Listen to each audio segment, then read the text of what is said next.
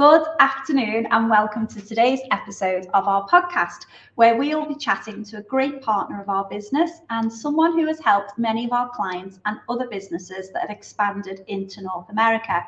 For those of you who haven't joined us before, I am Amy Davies, Managing Director of PGC Group, and we specialise in supporting recruiters expand to international markets by providing employer of record services for their contractors and clients.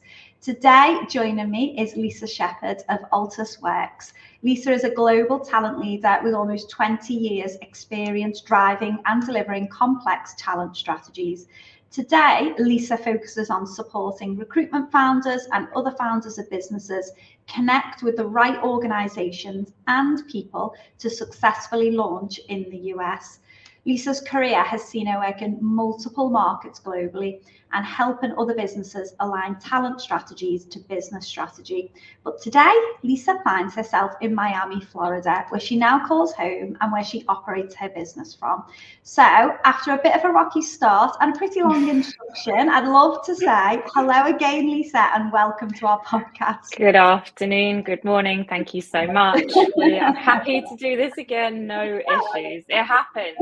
Yeah, it happens. Joys of technology. It's the first time for us, but yeah, we can't rely on it all the time. So hopefully We're good now. There's no fire going on in the comment section, so I'm assuming we're all good to kick off today's episode. So thank you, Lisa, for joining us. We super appreciate you and your time, and we've got a lot to get through in just 30 minutes. We always try to keep the episodes to 30 minutes, so to be succinct and give you just the right amount of information that you need and that you can follow up with ourselves or with our guests following listening to the podcast. Now, today we'll be covering a fair bit, and we hope that Lisa's insights, in fact, I already know that Lisa's insights is going to provide you with so much value. But if you've got a question that you would like for us to answer live on the podcast today, as always, drop them in the chat function, and we're going to do our best to answer as many as we can without distracting from the agenda set before us. If we don't get time to answer your questions, don't worry, because myself or Lisa will come back to you after the episode has finished airing. So let's get into it, Lisa. And to kick us off, I'd love you to share with our audience a little bit about your background to give us a flavour of your expertise. Absolutely. Well, thank you very much for having me, and hopefully, touch wood, we're good for this session. My career did start in recruitment. It started selling vending machines, but then I moved into recruitment. Like most of us, I fell into it. But I think that's the same story for those of us of a certain age that are in recruitment. Started in London, placing financial candidates into marketing companies. Then I went in-house, and that in-house role, I had a few in-house roles that eventually gave me the opportunity to go to Asia, which was amazing. I lived in Penang in Malaysia for a couple of years. I set up a global shared service center there and got to travel around Asia. And I think moving to Asia, having that experience, made me realize I didn't have to stay in the UK, and it didn't have to be cold in the winter, which, I try not to. So I did that for a few years, had a brilliant experience, went back to the UK for a couple of years, and that really was to try and figure out, okay, what's next? And I knew the US was somewhere I wanted to go. My dad lives here, and he lives in Florida. So I was very familiar with the United States. I also wanted to get to know Latin America a little bit better from my experience. So I was lucky enough through a company called TMF in a global talent acquisition role to be able to relocate with their support to the US. And originally I wanted to go to New York because I felt like New York was the place to be. And after doing research, it kind of dawned on me, well, why would I spend the same amount of money in New York that I do in London and be cold when I could go to Miami, right? And be closer to my dad. So I moved to Miami, and at that time, Miami was not a place really to be seen as somewhere that's central from a business perspective. There weren't that many global headquarters there, very few. and recruiting here was not easy. And so it was, and I'm sure we'll come on to that later, but it was a very different place. But essentially I moved here and then got the opportunity to start my own business, which was what I always wanted to do. And I've always seen the US as a place to be entrepreneurial and as a country that supports entrepreneurs in a very positive way. And that's what I've been doing for the last 4.5 years. So yeah. Brilliant. Well, I can't wait to take a bit of a deeper dive into that over this session. With all of our guests, we ask them the same question to kick off our podcast. So it'd be rude for me not to do the same to you. And I always find that depending on what state you're in or how long you've been in the United States, generally doing business really depends on the perspective that we get from the following question and answer that you're about to give. So from your experience doing recruitment in the UK and recruitment in the US, what would you share with our audience are the biggest differences? For me, it's always been the willingness and openness of people to speak to you. And whether you cold call them, email them, if there's something that could be of interest to them, they will have a conversation with you. Yeah. And I think that's so different to Europe in general. I think Asia was very similar to that, actually. I think having that more of a openness to new things, it really resonated.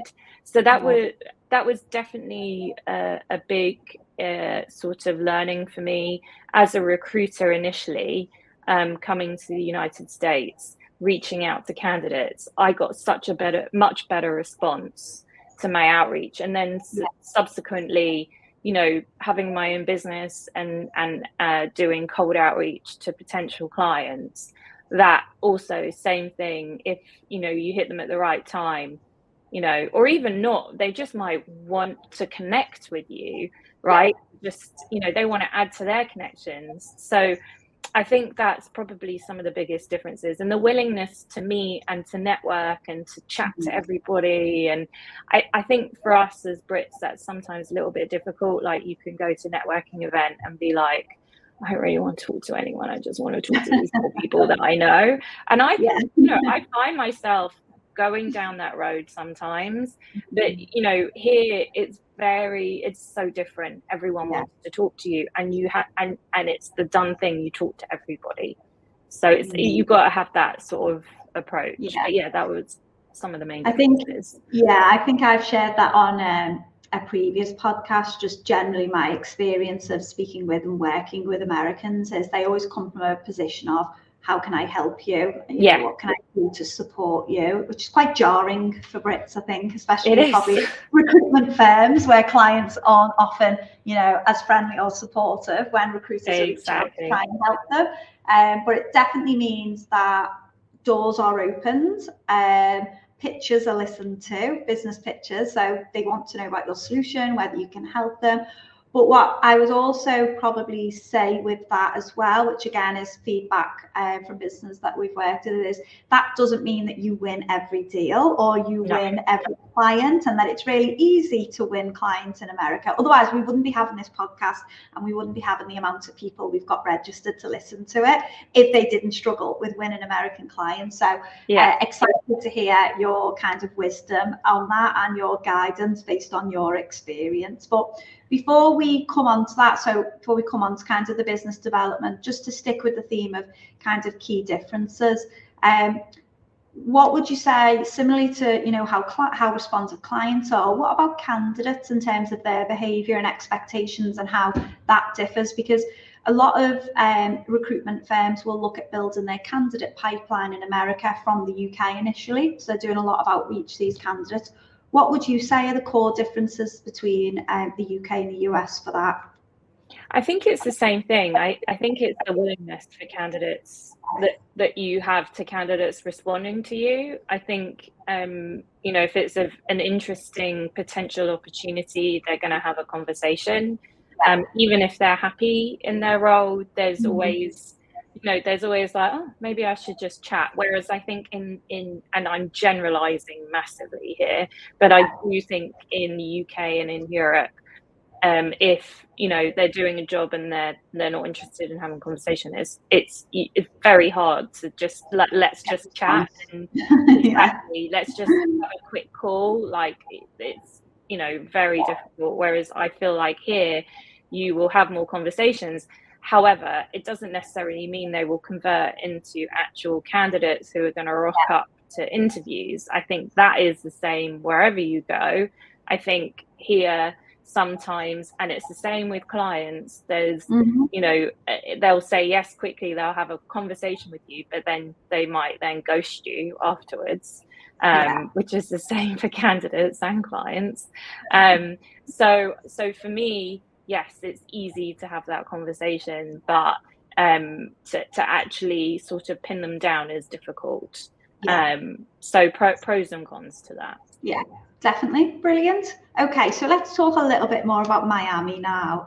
We've seen a lot of firms consider Miami. A lot of firms choose Miami and do very, very well there. As you know, I was recently there on a trade delegation with a group of companies who were all seriously considering opening up recruitment offices in Miami.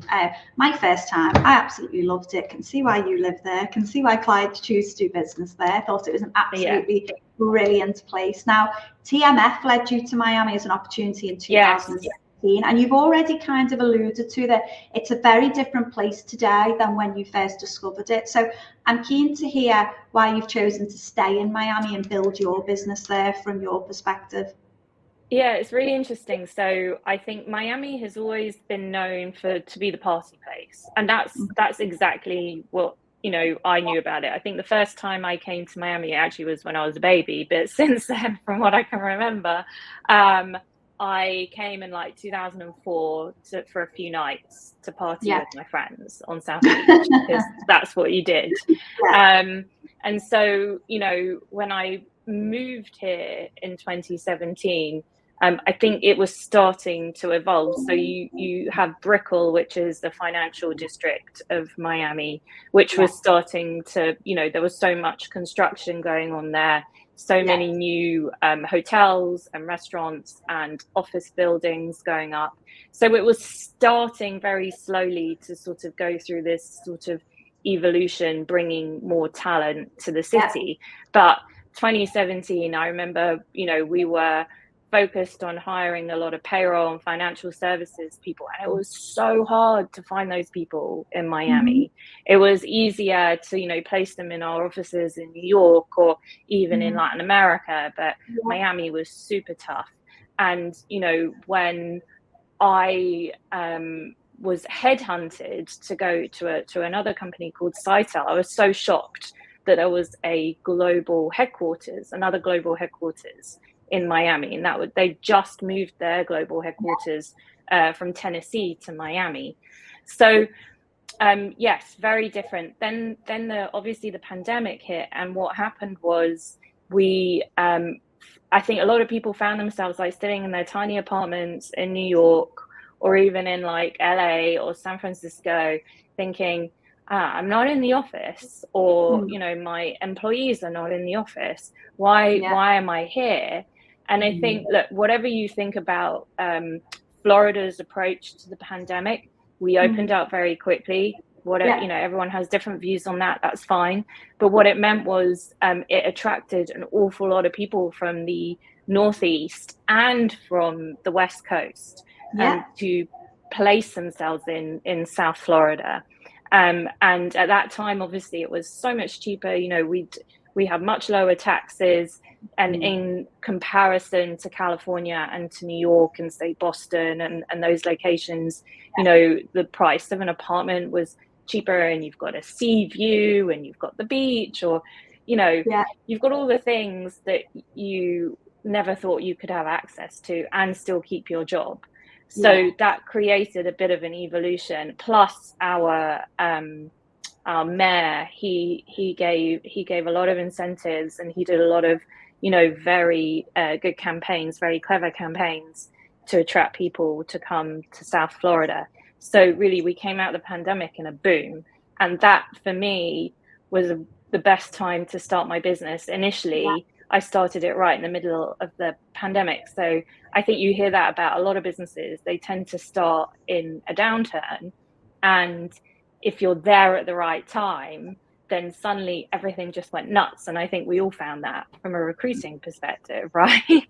And suddenly all these businesses are coming here, all this talent is coming here. It's, you know, everyone needed help, everyone needed support. Everyone was like, oh my God, you know, we're getting so much business. We've got to ramp really quickly.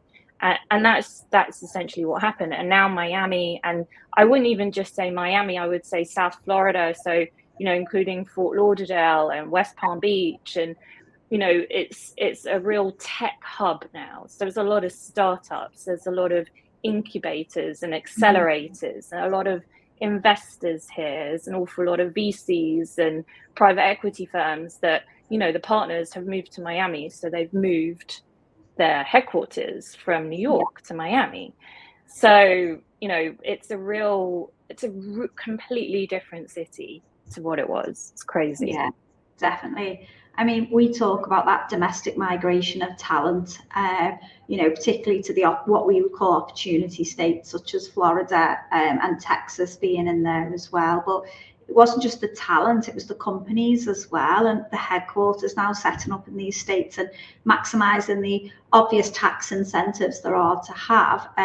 But yeah, we've definitely seen that. And as you say, Miami is transformed. I actually couldn't believe, first of all, how huge it is, which is so silly of me to say, by the way, because I tell everyone I speak to, it's much bigger. Everywhere you go is much bigger than you imagine. I go to a new place in the US, first thing I say, I can't believe how big it is. It's exactly like in Miami. So that was number one. But number two, the rate of construction that's happening in Miami as well. You know, it blew my mind. Everywhere you look, there's construction going on. And not just in terms of new buildings, like actual infrastructure, roads, and you know, what you're driving through is quite crazy to see. So it is still, even though it's huge and it's grown mightily on the back of the strength of the handling, you know, post-pandemic and from a market reaction, but you can absolutely see the investment that's going into Miami as a city, and you know, those three areas you discussed as well, you know, once you're actually there. So talk about a little bit now about recruitment firms. Why do you think Miami's becoming a prime location for recruitment firms in particular? I think there's a few things. Firstly, you know, I think originally everyone that was considering expanding into the United States were looking at New York first, right? Because it's on the East Coast, it's close, and that was where, you know, all the financial services hubs were. That's just where you were. That's just made sense. And that was the message that I heard really up until only a few years ago. Oh, I think we'll go to New York. I'm like, okay. But now, because of I think the general sort of vibe of Miami and what's coming out of Miami, and you know, the number of businesses that are expanding and building here, there's obviously a much larger opportunity, and it's much cheaper. I wouldn't say it's cheap. It's definitely not cheap here, but it's definitely cheaper to expand your business from, I would say, Florida. It doesn't necessarily need to be Miami, I think, and I'm sure we'll come on to that later. But I think with the number of financial services firms here, the fact that it's, you know, I guess really the entry to Latin America as well, which it's always been, that has not changed. You know, the number of Latin American headquarters here is huge, and that will never change. And I think for British companies in general, recruitment and otherwise, who perhaps had never even considered Latin America, if you set up in Miami and South Florida, then you're actually opening yourselves up to a whole massive market. So, you know, I think there's a lot of opportunities here, but, you know, there's a lot of companies here at the same time. So, yeah, I mean, definitely do your research first in terms of what your business is and what you're trying to place. But I do hear a lot from British recruitment firms like, oh my gosh, I've placed so many candidates in the US in the last 2-3 months that I'm definitely going to go. And I'm like, okay, so, you know, it's always, you always get a quick start, but you will hit a point where it gets a little bit tricky. So even for recruitment firms, have a plan and understand your market, I think is the key thing, especially in the States, because it's so big. You could be placing candidates in Boston, in New York, in LA, and Ohio, or wherever it is, but definitely have a plan. Yeah, totally agree. And I always say, part of that plan is like looking at the milestones as well. So once we hit this milestone, we'll incorporate an entity. Once we hit this milestone, we'll select, our leader to go over, and we'll look at office space. And it's kind of understanding what are the success milestones and the profitability of those milestones, to then look at then investing more, understanding more, and expanding even further. I'm so conscious of time, so I'm going to ask you one more question on Miami before we move on to the business development side of the episode. But is there anything that you think our audience should understand about Miami's business culture when setting up in Miami? Yeah, if you want to come to Miami, I think that's great, but it is a very Latin American culture, which is amazing, right? It brings so much diversity and it's so fun, but it is very different from the rest of the US and sometimes the rest of Florida. And I don't think people understand we're like a microcosm in the United States. So, I would say to anyone, you're doing great business, great. You've decided Miami is the place for you. Come here, meet the people, see the culture, understand those key differences. Culturally, your offices in the UK will be completely different to your offices in Miami, right? So, perhaps starting a little bit later, it's more of a chatty, open kind of environment.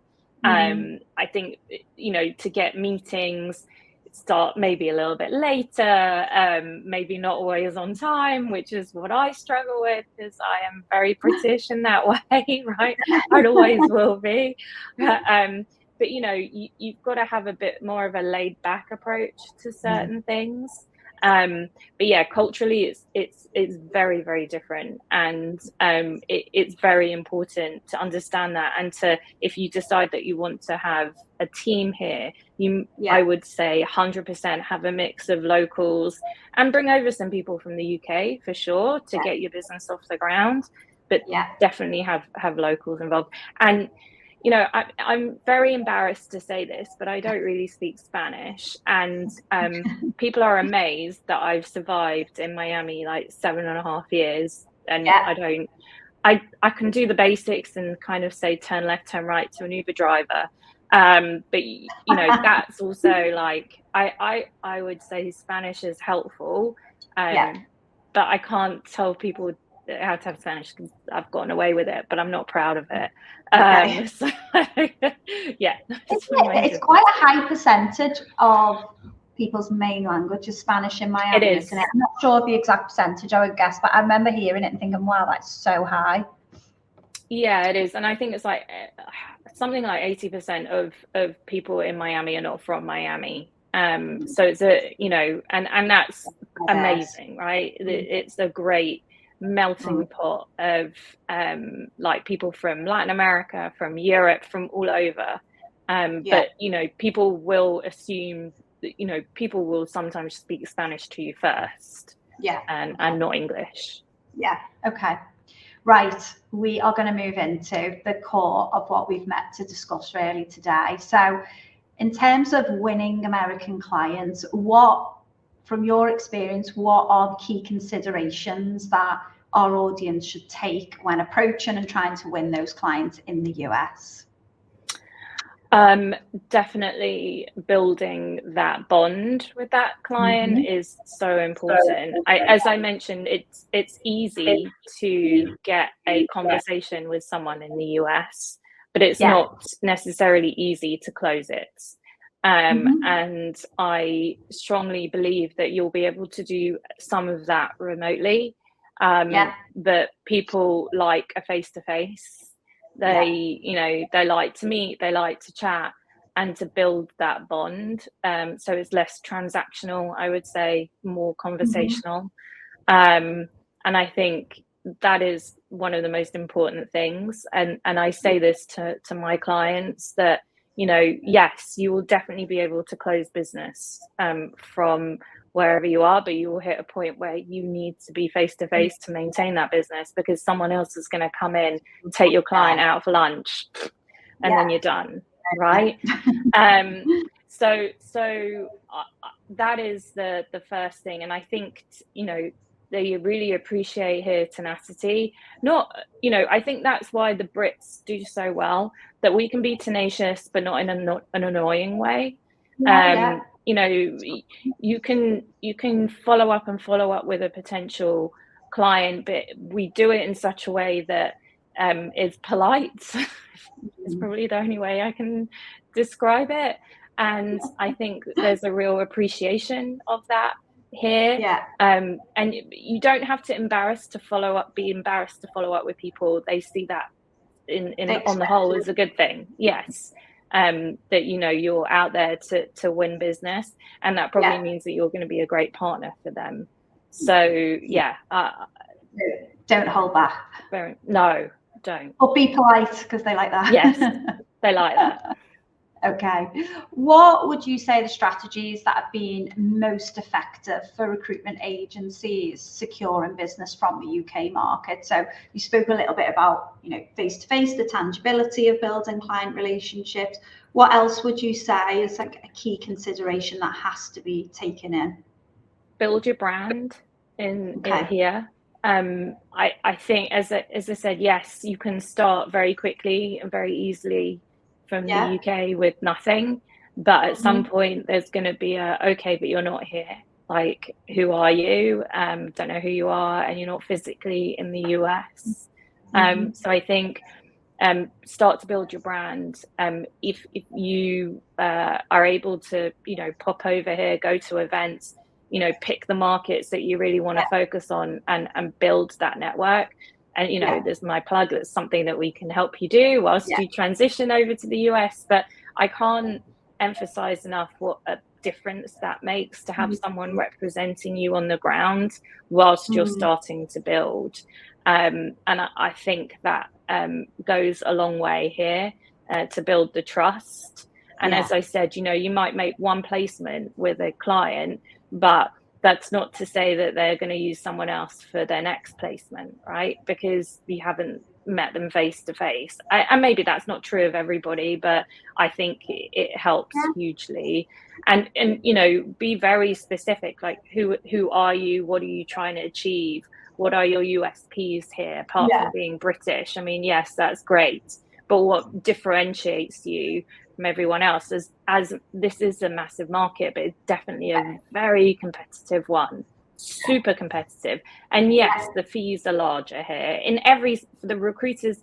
And even when I speak to tech companies, right, their margins are much bigger here, but it's very competitive. So you can't come in thinking it's a done deal. You have to be very specific with what you're offering and super focused. Yeah, and I think a lot of the businesses that I speak to, sometimes it's just opportunistic. They've landed on a deal. They've not gone looking for it, but they've got an opportunity to generate revenue from the US. So they're going to do that and then build on it and see where it goes. But you're absolutely right. For those, and certainly for our audience, those who want to build an American business, then even if you're not physically there initially, you absolutely have to have brand presence there, and your proposition needs to be absolutely clear, and you do need some presence on the ground building that for you, which is obviously, if anyone does want to speak to Lisa about that, you absolutely should, because I know you support many of our clients and there's been lots of success there, but you do have to build out that brand. Your proposition needs to be clear before you actually get there. So it's all key to winning American clients, because I don't know if you would agree to this, but certainly one of my more general observations is that Americans also want to help America. So they do. They want funds in America, and it's very simple. And so they might like you and might work for you for a period of time, but if you're not showing equal investment into the country by having an entity here, employing local talent and having an office there, then you can't actually scale that relationship, and it's certainly not going to have any longevity. No, absolutely. And that's the key. Everyone will want to help you if you're showing signs of investing. And I think that's key. Like, so as you mentioned, so many people get a taste of it. They get a couple of placements and they're like, oh, that's it.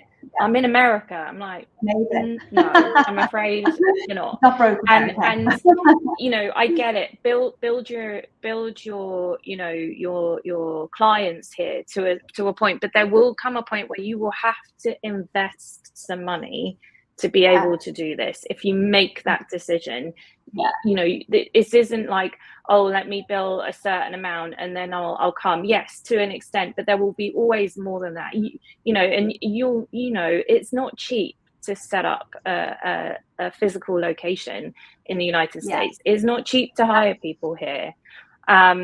Benefits are super expensive, but that upfront investment is so key to ensuring your success. And there are certain ways to do it that, of course, PGC and people like ALTUS-WRX, that we can help you ensure that that is successful.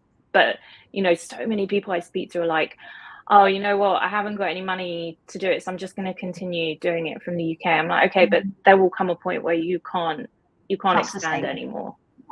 Not sustainable. No, totally get it. So we're coming to the end of our episode. So just some final questions from me. So what would you say are the biggest mistakes you've seen businesses make when they're expanding into the US market, and how can they avoid them? So the biggest one is I'm just going to hire somebody off the bat straight away. So for non-recruitment firms, I see it all the time. I'm just going to hire a salesperson with no strategy, no real presence in the United States. I'm afraid it's doomed to fail. And I think with recruitment firms, there are a few things similar, right? I'm just going to hire, maybe I'm going to hire like a head of the Americas, but without really understanding the markets. So that's sadly, that will just not work and end up costing you an absolute arm and a leg. The other thing is making sure you have a mix of cultures when you do decide to hire in the United States. Not all Brits, right? Don't hire, like, yes, there's a lot of Brits here in Miami that you could probably hire. Don't do it. Hire a mix of people so you have that localized knowledge. And it's not to say that the Brits won't have the localized knowledge, but you know, you need the local talent to help you. Exactly. So, and I think that's a big one, and I'm sure you've heard that a lot, that you know, you need to embrace the local culture and the local way of doing things, and the only way to do that is to bring in some local talent. So I think that's key. Brilliant. Lisa, I know you sit on the British American Business Council, so you obviously see a lot of businesses expanding into the US.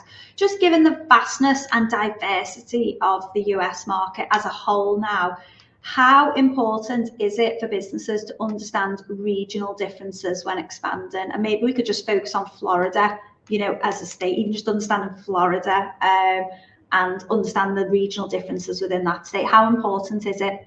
Very important. I think it depends on what business you're in and what your target market is, to some extent, but it's understanding the cultural differences, which is like the UK, right? You so many different cultural differences from city to city in such a small country, where you can imagine in a country this size, it's even more vast. So, you know, understanding what those are and how they fit together for your business is key. And, you know, Florida, as I mentioned, is a huge state, right? It's massive.